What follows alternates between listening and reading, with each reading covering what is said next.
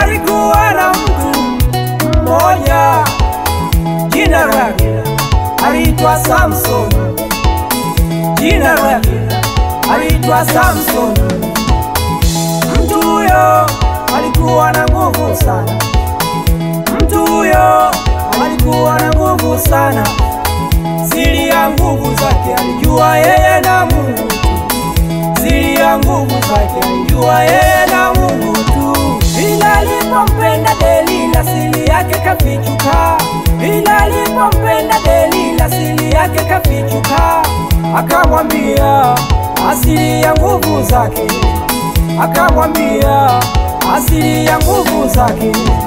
Ndipo ikawa mwisho wa Samsoni. Nguvu zake zikapotea. Nguvu zake zikapotea. Siri yako usimwambie kila